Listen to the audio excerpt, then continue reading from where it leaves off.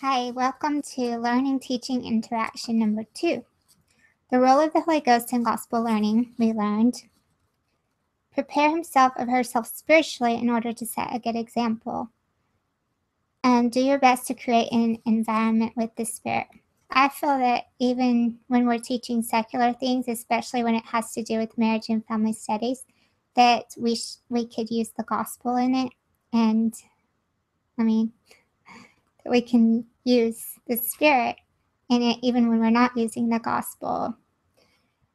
Stay focused on the learner, not just the teaching. We need to pay attention to cues that the audience is giving us so that we can make sure they understand and they're not bored and things like that.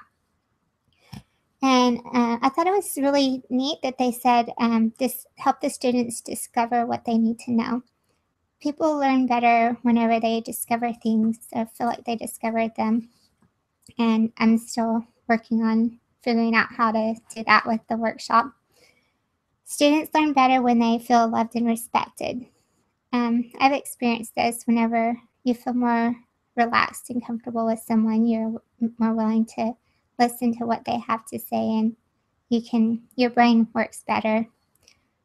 Look for ways to renew interest and enthusiasm. Be careful about teaching opinions. This is something I have trouble with because I have a lot of opinions that have to do with things, and I just need to find the scholarly information to back it up.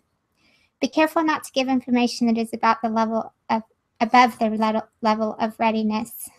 We need to look at our audience and understand where they are and what their understanding is, and we don't want to talk below their level either because we don't want to make them feel like we think they're stupid.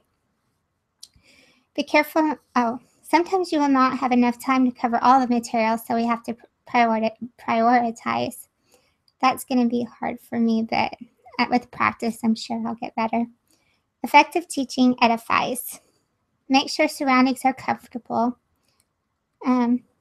Be prepared. Pray, come early, and set up and be ready to go. Chapter 4 talks about balanced leader talk with participation talk.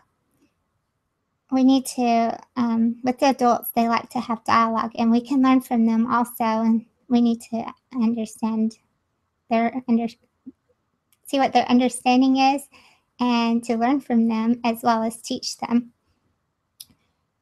Provide questions to facilitate thought. Don't start with the most emotional evoking or long-lasting problems, so then they might not be able to focus so much on the other things that you have to provide. Help students want to learn by being excited and interested in what you're teaching. And I'm very excited in marriage and family studies and the things that students learn in that, so I think I'll be okay with that one. There are a lot of great suggestions in these readings. It doesn't matter if you're teaching gospel things or secular things, we still apply these techniques. I feel that the teaching I am doing is to help Heavenly Father anyway. Helping people improve their lives is Heavenly Father's work. I like the examples that were given throughout the readings. They really do facilitate learning. I really enjoyed John Glenn's story. And I like the idea of interviewing successful people. I found interesting that a lot of these concepts could be applied to our families when teaching them also. I liked chapter 6 where it gave you all of the ideas about summarizing different groups, storytelling, role-playing, and stuff like that. And I would like to incorporate some of that into my workshop. I'm just still trying to figure out how to do that. I did see some things that were like suggestions on communication, things that you could say to people when you're having trouble with communicating, which was really good. And I liked that the readings helped us to think about the different techniques we can use to make our presentations more interesting, like movie clips, music, books, comic strips, games, stuff like that. I really like the idea of collecting things as you come across them so that you can use them in the future. Okay, on the reflective question, chapter 7 was about culture. Be familiar with culture. We don't have to know every little specific culture and everything about it, but we should know like some basic things and also pay attention because different people are individuals, whether they're part of a culture or not. They may have different characteristics. And on the reflective questions, I feel it is important to have the spirit, whether we are teaching people in a religious setting, which I already said that. The things we're teaching draw people closer to each other, and I felt that helps them draw closer to Heavenly Father. In order for us to have the Spirit, we must constantly be living so that we can have the Spirit in our lives. I like learning all the tips to make our workshops more interesting and to improve on personal narratives and stories. I like the idea of collecting themes. As educators, we need to be sensitive to other people so we don't offend them and so that they can understand what we are teaching them. And also, we need to realize when somebody might not understand English very well and try to help them out there. We may need to get interpreters even on some of our workshops. Skilled dialogue involves knowing that you don't have to have extensive knowledge about a culture to be sensitive to them. We do need to show respect, reciprocity, and responsiveness. We need to be respectful of other people's understandings and views. We need to remember that we may learn something from our participants. There's so much good information in these readings, and there's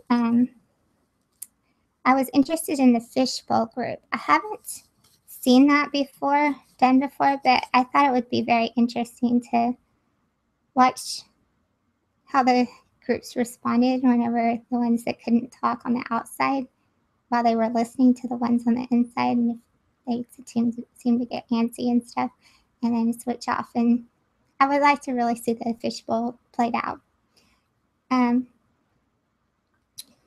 Also stories and personal stories. I was wondering, I think maybe we should share them, but we need to be careful not to get too involved and too personal and share too much information. That would be important. On teaching people about family council meetings, I think it's very helpful. I wish that I'd known about this a few years ago because it could have really helped to solve a lot of maybe not conflicts, but things that families are worried about or not coming to an agreement about. And I'm excited to be teaching people that do have religion. I was thinking about maybe the people you could, when you're presenting your workshop, you could have it in there ready to go on the side and ask people if how many of them believe in Jesus, and maybe if everyone raises their hand, then you can incorporate some gospel principles in there too, because I think so much learning can be done with incorporating that into lessons, especially with the family councils. Whenever you put in the information about whenever they go around and talk about each other's feelings and stuff, and maybe you could talk about what Heavenly Father would want for that family instead of everybody looking at their selfish needs. And I think that would be very beneficial. On presenting thought-provoking questions or comments, we don't want to present questions that are just have a yes or no answer. We want them to really think about things and give like an elaborate detail of what their opinions really are.